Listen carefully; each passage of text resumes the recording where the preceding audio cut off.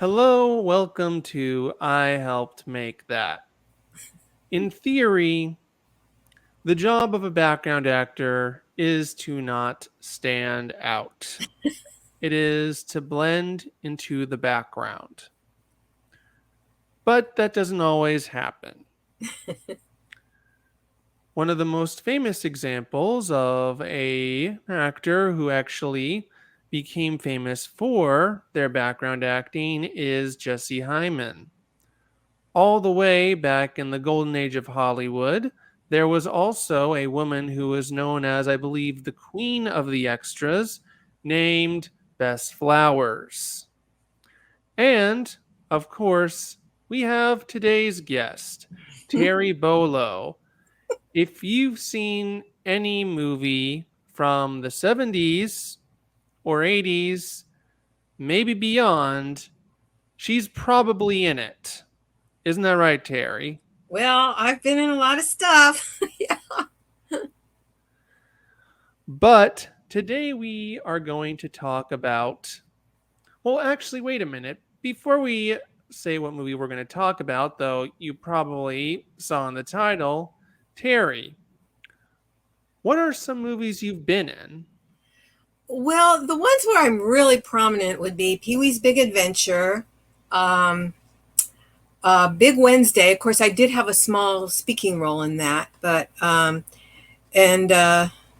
let's see, Carrie, of course. I'm all over the place in Carrie, and I've gotten a lot of mileage out of that. Actually, I'm in Carrie more than a couple of the actresses who actually had lines and got cut out, and I'm all over the place in that. Yes, but another movie she was in was Mommie Dearest. Now, a word of warning before we begin. Because this is a movie about abuse, we will try to keep the conversation as light as possible, but we can't guarantee that. So, if that makes you uncomfortable for any reason, you are free to skip out on this episode. But before we begin the conversation, let's line things up a bit by getting the anchor ad out of the way. So, Terry, Mhm. have you ever wanted to create a podcast? Well, they're so popular right now. And so, you can't help but think, gee, what would I do if I ever wanted to do a podcast? And the things I really like to talk about are Hollywood history, old Hollywood movies. I love to talk about actors, directors, writers, cinematographers. And I also love the history of Hollywood and the place itself as well. I was a tour guide. And also, another thing I'm very passionate about is food and health and nutrition. So those are two subjects that I really like to talk about. Okay. Now, if you want to create your own podcast, do you know what you use? I think you mentioned Anchor. That's right. Anchor. You know why Anchor? Why? It is the easiest podcasting platform to use. All you do is you sign up for an account, then you can record on it, and then once you do that, you can post it on Apple Podcasts, Spotify, all those things. Wow, that does sound really easy. Even I could do it. Yeah. So everyone, if you want to create your own podcast, try Anchor today. So, before we talk about Mommie Dearest in general, Terry, I talked to Naomi Grossman, Pepper from American Horror Story, because she was a background actress in a few movies in the late 90s, early thousands. And she told me a bit about how you got background acting jobs back then. But what was it like to get background acting jobs back in the 70s and 80s? How did you find them? Well, you had to call in to central casting, and there was a man's line and a woman's line. And you had to call in every 15 minutes, and you just said your name, and then everybody would hear it in the casting room. And if they thought, and they knew you because that was their job to know everybody. And if they thought they could use you on something, they'd say, okay, put her on, and they would give you the job. And sometimes they would call you directly. Sometimes you would get picture picked. Someone would actually go and look through all the pictures and pick certain types. So a lot of calling in. Sometimes you have to be on the phone all day and then you still wouldn't get anything. And so things are a little different now. They have calling services who put your name in for you. But I'm not doing it anymore. I'm retired now. But I know it's a lot different than the way it used to be. Yeah, as someone who is a background actor now and has kind of done it on and off over the last few years, I've mainly done it online. Mm-hmm. It's very easy to do it online, especially with Grant Wilfley casting networks. Mm-hmm. Like, I did have a central casting account, but I don't think I even ever really used them, honestly. But is that how you got into Carrie and Peewee? Actually, those two jobs were through people I knew. So Carrie was because I knew the casting director, and she was actually a friend. And then Pee-wee's Big Adventure, of course, I knew Paul Rubens. We were in the Groundlings together. And but actually, I didn't get it through him. I read for a part, and of course, I met everyone, and he was in the room and all that. I read for the waitress. The waitress. What was her name? Simone, the waitress. Anyway, so I didn't get that. And then later I was at a friend's house talking to her friend who was going to be the second assistant director. And I said, yeah, I went and read for it, but I didn't get it. And he said, well, I'm going to need some biker chicks. You want to do that? I went, yeah. So Paul was kind of surprised to see me on the set. And he said, oh, Terry's too glamorous to be a biker chick. So anyway, it was because of the assistant director that I got on Pee-wee's Big Adventure. Cool.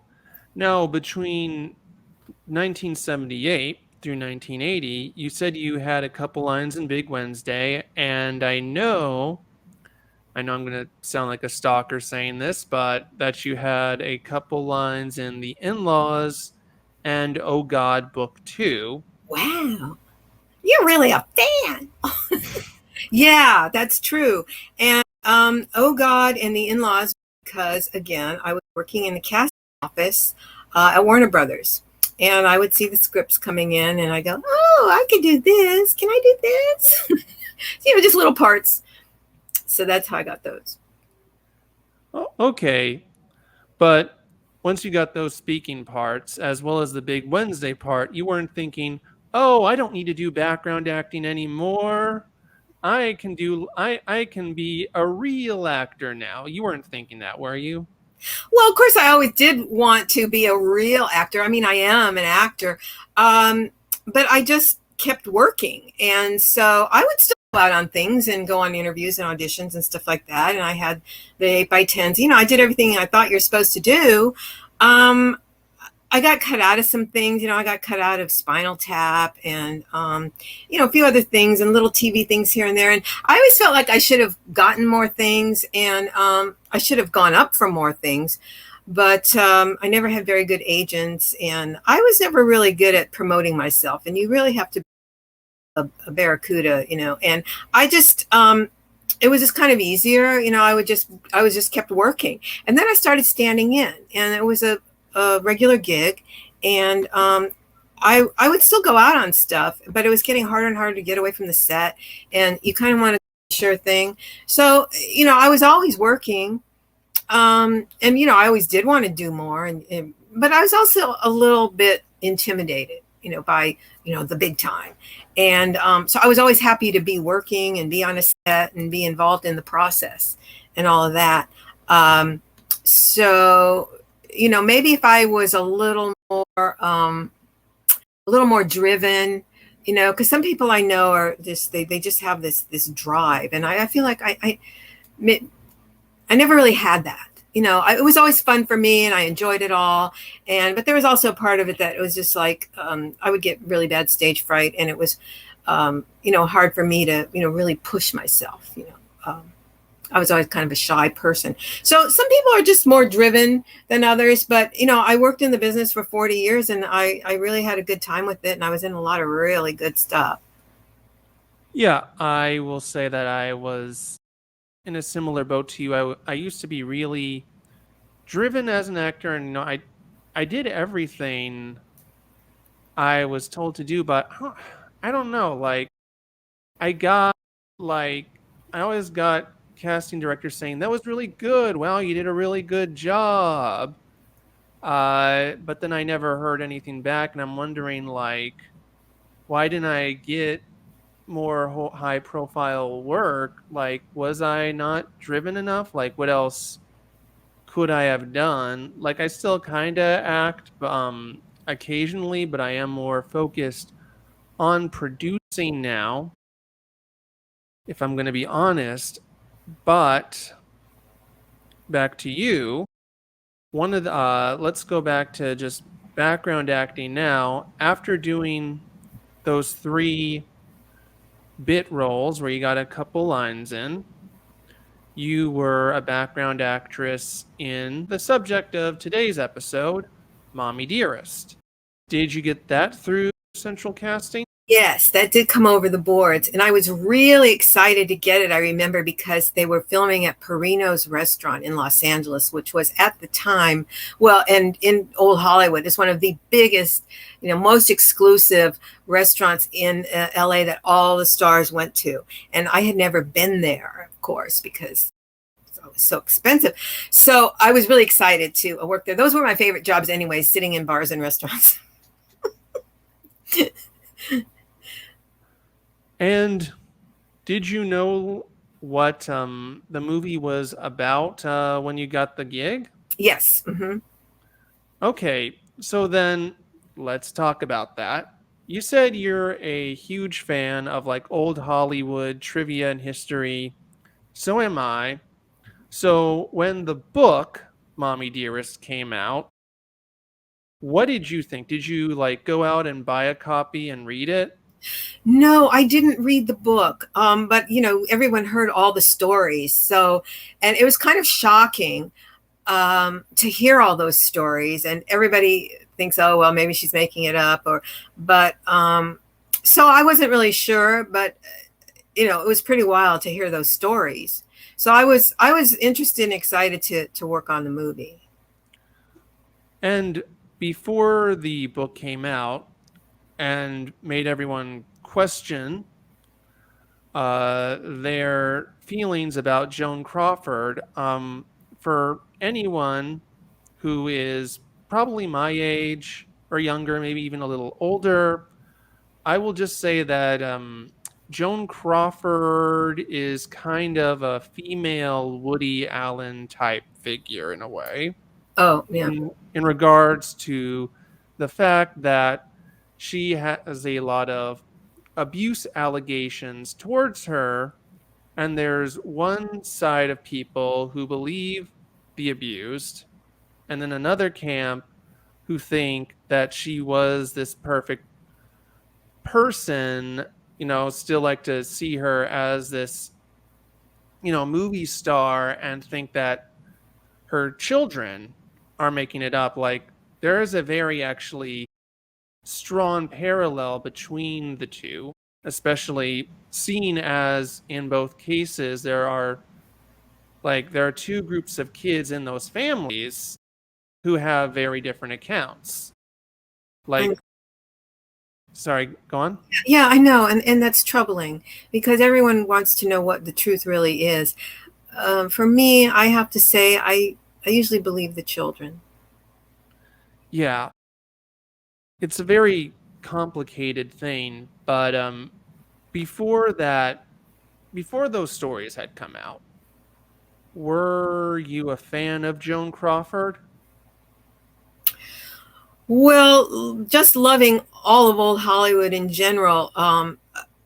and she's definitely a part of that. But she was never really one of my favorites as far as just, I want to see a Joan Crawford movie or whatever. I always thought she had a very hard look. And it's interesting because when you look at younger pictures of her, she was very beautiful. And her features hardened over the years, and those thick eyebrows. And that was one thing that struck me when I first saw Faye Dunaway on the set. It's like, oh my God, those eyebrows! They just seemed very overdone. And but yeah, Joan Crawford's looks changed because when you look at her early pictures, she was very beautiful, softer looking. Yeah. Yeah, so let's talk about Faye because in a case of art imitates life, Dunaway herself was said to have been kind of abusive on the set of Mommie Dearest. When you were on set, did you notice anything? I never saw anything untoward on the set, although I must say that later on, I was a bartender at the Admiral's Club at American Airlines at the airport. And there's these guys that would come in. I called them the hand holders, but they're the ones that hold up the sign and they greet celebrities, and they would bring them into the club so that fans wouldn't bother them in the terminal area. So a lot of these guys would come in, and in between, picking up people, they would sit at the bar and I'd chat with them. And so I asked several of them, who's the worst person you ever had to deal with? And it was Faye. Mm-hmm. It was Faye. All right, so when the abuse allegations against Faye came out on the set of Mommie Dearest, you weren't that surprised then?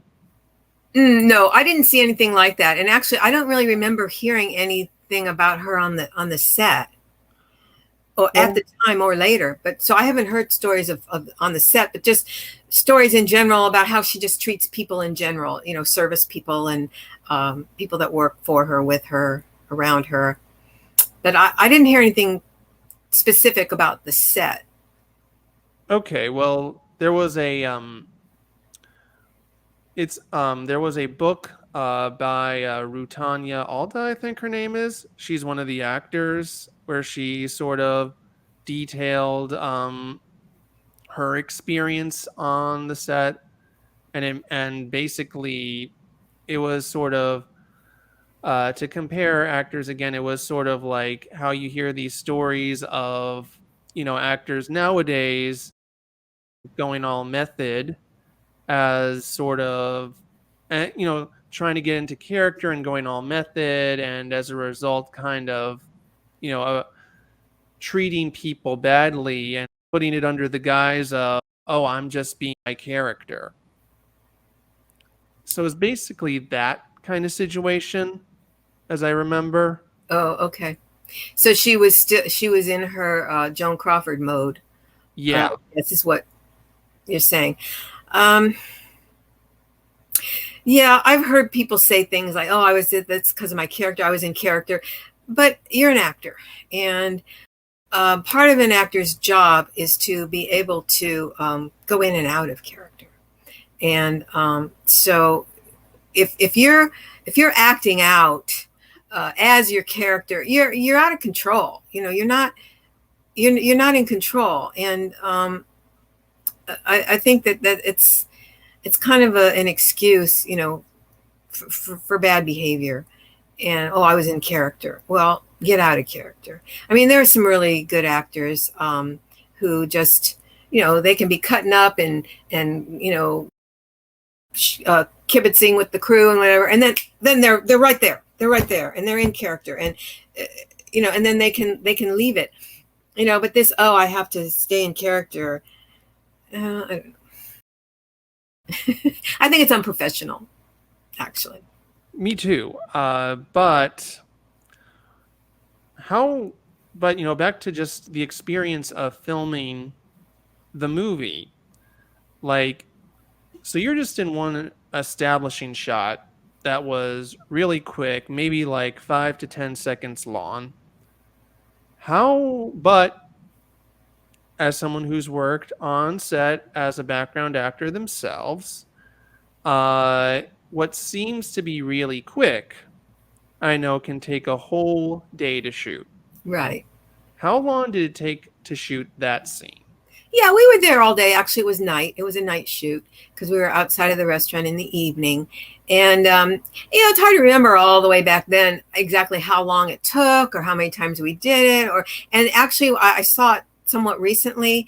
And it's really funny how sometimes I don't remember. It's like, what am I wearing?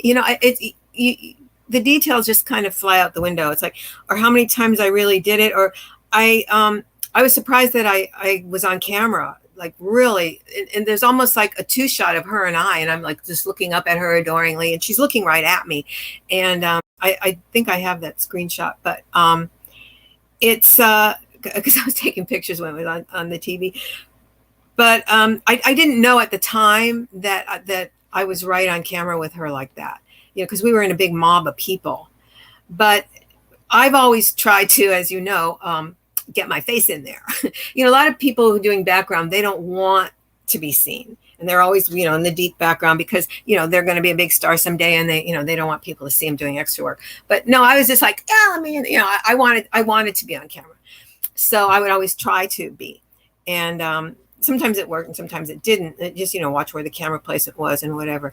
But like in Pee-wee's Big Adventure, for instance, it looks like it's just Cassandra Peterson and me. There were like at least three or four other biker chicks there, but you don't see them because they were sitting in the background, maybe flirting with the bikers or drinking beer, or, they didn't care.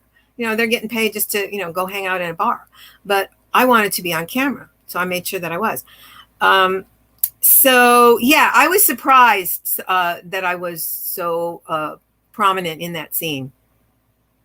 Yeah. Yeah, I can relate to that. Not even knowing I'm on camera. I did an episode of Saturday Night Live where we did a skit that was cut for time, and we were filming way late into the night. It was for a club scene with Tina Fey, Nicki Minaj, and I want to say A.D. Bryant. But I was so exhausted at one point that I was falling asleep standing up, and I didn't know they were filming. So you can see me in the background falling asleep. Standing up. Oh. Yeah.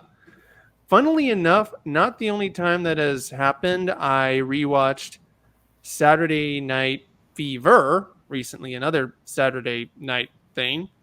And I swear to God, in the scene where Tony and Stephanie, John Travolta, and Karen Lynn Gorney are dancing, there's an extra scratching his nose.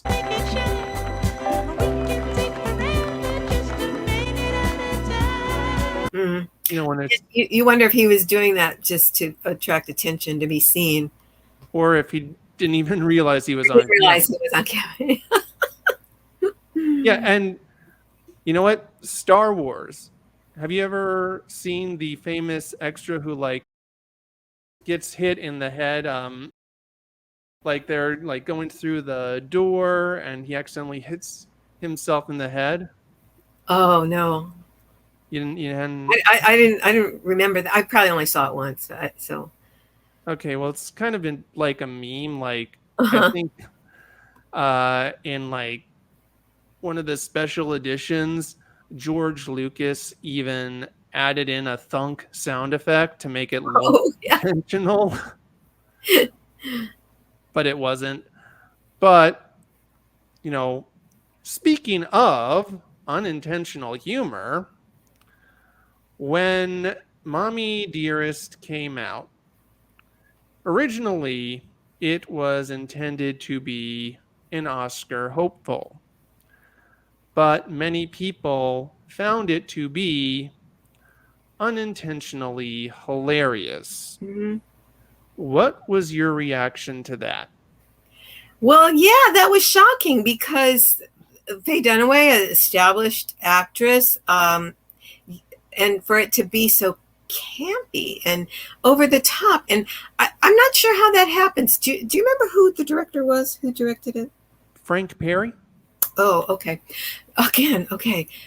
great director. It's like, while you're filming it, can't you say, Faye, tone it down a little bit, or you're becoming too much of a caricature, or I don't know.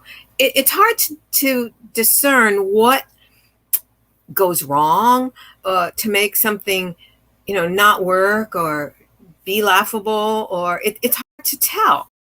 And I was, when I was thinking about us talking about this, I was thinking about Jessica Lange and her in Feud, that TV series, limited series, and her playing Joan Crawford, and how deep and she went, and how emotional she was, and you saw her vulnerability, and she was a human being.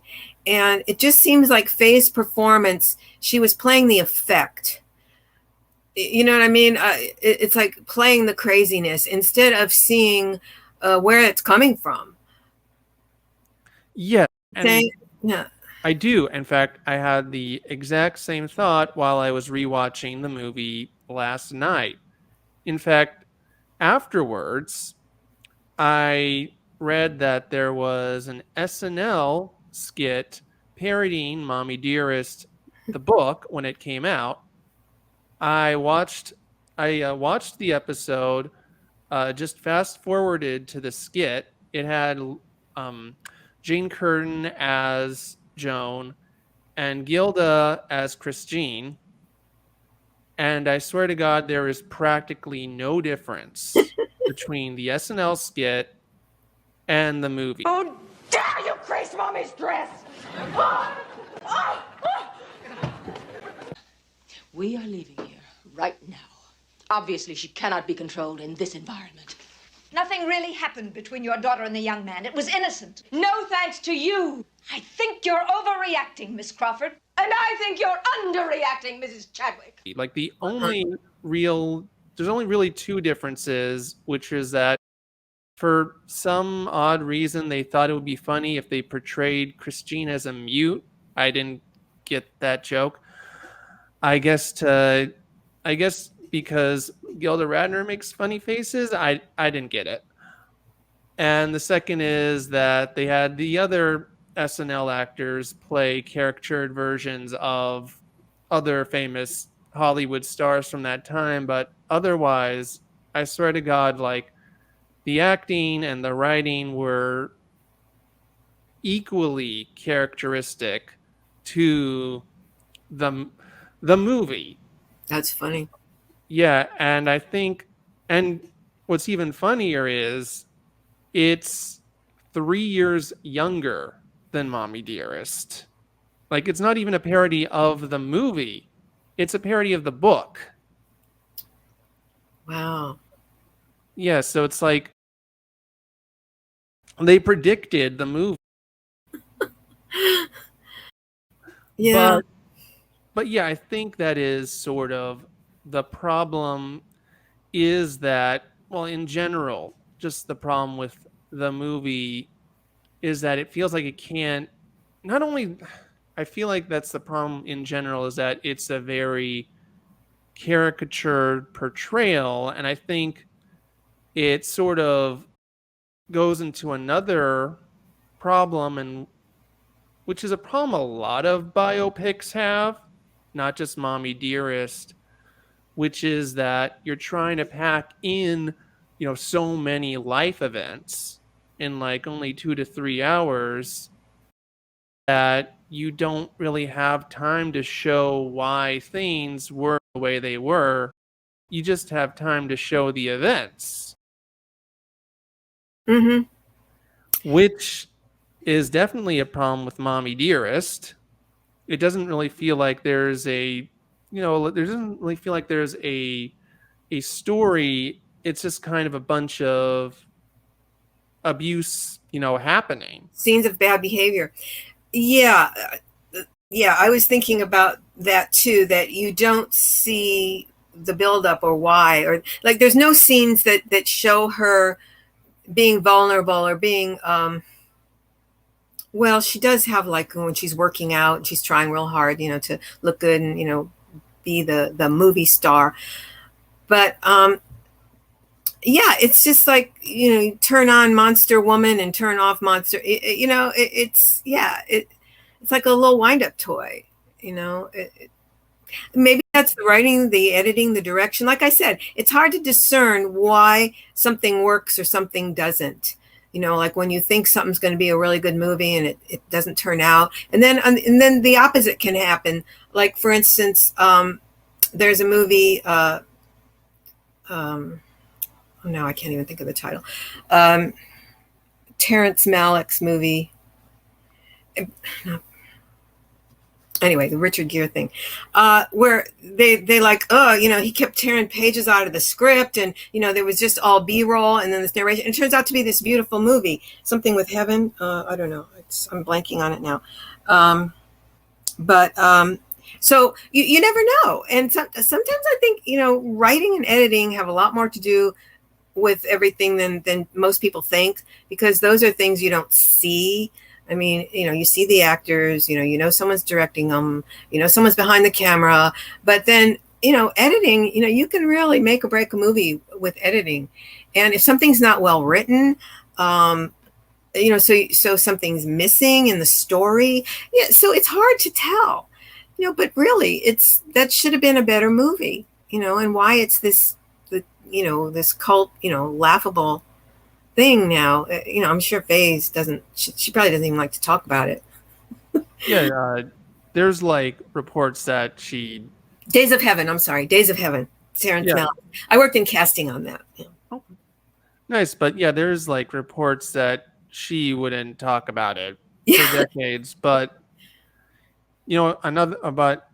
just going back, like I think that is sort of the problem. Like it's already the typical biopic problem of how do you actually pack in as many events as you can and making a cohesive story. Mm-hmm. And then you've got this woman who Joan Crawford, who from the stories comes off as this caricature. So then it's like, well, how do you both do the typical biopic, going from one big life event to another, and then centering around like this complete monster and have time to have actual humanity in it. And in Mommie Dearest's case, it just didn't work out. Which is why I think maybe Feud worked out, because as it was a mini series, like it had more time. You could see the character development. Mm-hmm. And how she was always trying so hard and giving gifts to people and writing them. I mean, and the things that affected her emotionally, so you could understand her a little bit more. And of course, Jessica Lange, fabulous actress. So moving. I mean, everything she does is from way deep, way deep. And maybe Faye Dunaway isn't that good of an actress. I mean, well, I liked her in Network. She was good in Network. Well, again, she was, high strung, over the top. Yeah, but her character was like that. Mm-hmm. Mm-hmm.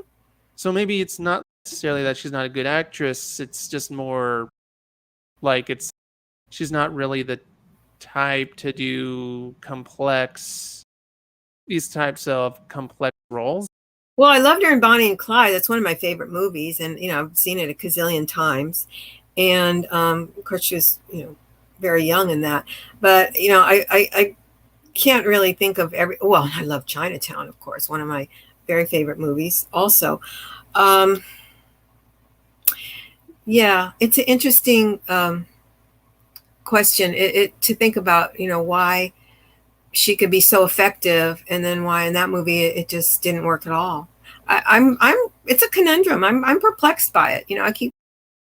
This is why I like talking about movies, because I like talking about performances and actors and, why something worked and why something didn't, or, it's hard. I don't know. I haven't really heard anyone kind of, explain, in a really good reason why. I think it's a lot of things that all have to come together. Yeah. Yeah. Yeah, that's the thing, like, and why I always sort of take pause when I, see a movie has like this great cast, this great director, or even sounds interesting. Like, of course, I give every, movie as much of a chance as I possibly can, but, it doesn't always come together, like, even when you thought it would. I think, the most recent example of something that is pretty much a modern day, Mommie Dearest, is Cats. Like, you had this director who had a popular musical, Les Miserables. Like, that was a box office hit. It got Oscars. You had a great cast, and a popular and a musical, and it was based on a musical that ran for 20 years, but it just didn't work. Well, I didn't get the play at all or the musical, at all. Maybe I should have read the poem or the book or whatever it is. But Well, I haven't actually seen the Broadway musical, but I'm just saying, like, if you think about it, just due to the popularity of that musical, as well as who was involved in the movie, you'd think it would at least be a box office success. yeah, I heard it was dreadful. I didn't see the movie, but it looked bad. Well, maybe the costumes weren't that good or the makeup wasn't that good. Like Howard the Duck. Yeah. But I can't help talking about biopics. I mean, the most recent example is Elvis. I mean, just think of what a disaster that could have been and how fabulous he turned out to be. I mean, how many people have portrayed Elvis, over the years and in so many different projects. And so it's like, what, another one? It's like you kind of think, oh, well, really? Do we have to see this story again? But it's incredible. He's incredible. Yeah, I actually really liked Elvis too. I will say I think I liked it more I think it's had sort of that problem I had with biopics I was talking about, but it had so much style that it made up for the script's flaws. That makes sense. Yeah, that made it fun, visually, and it kept you engaged, definitely. But every time he's on screen, it's just riveting. Any other actor, it could have been a disaster. Yeah, I think that's also the other thing. It was like saved by the style and Austin Butler's performance. Like, if we had a lesser actor or an actor who didn't at least do as good of a job as Elvis, people would maybe have treated it like Mommie Dearest. Yeah, it could have been Tom Hanks might have been treated like Faye Dunaway. It's kind of a thin line, isn't it? It could go Yeah. either way. It could go either way. Yeah, this is an interesting conversation. Like you look at, how it could have been so bad because you've seen so many Elvis impersonations, and then talking about Mommie Dearest with Faye Dunaway and then Jessica Lange, and it's like, yeah, there's a script, there's an actor, there's a director, there's a camera. What's the difference? What is it? It's that certain something. Je ne sais quoi. Okay, but one last question before we go. Even though Mommie Dearest did not get the response the directors and everyone else, including Faye, wanted, it has grown a cult audience over time, and due to this, there have been many like midnight screenings a la Rocky Horror. Have you gone to any of them? No, I just saw it a few months ago on TV for the first time in many, many years. But is there audience participation and everything like with Rocky Horror? That would be fun. Yeah, I think there is. I know when I worked at a movie theater, I remember I did too, my first job. oh, nice. I remember there was a popular drag queen named Hedda Lettuce. And Hedda had actually shown a screening of Mommie Dearest at our theater once. I remember that. I've read that there have been like other sort of midnight screenings where like people, quote the movie, make fun of the movie, and also that there are like drag queens who like to dress up as Joan and, quote the movie. But you haven't really participated in any of that yourself? No, but that would be fun. Okay. Well, anyway, I think that wraps up our conversation. Thanks, Terry, again for coming onto the show. Okay, Kevin, this is been really fun and interesting. Like I said, I really enjoyed talking about actors and movies, and so this was really fun. Kind of a deep dive. Yeah. Mhm. Thanks so much for reaching out to me. I really appreciate it. You're welcome. Anyway, that was I helped make that. Bye now. Bye.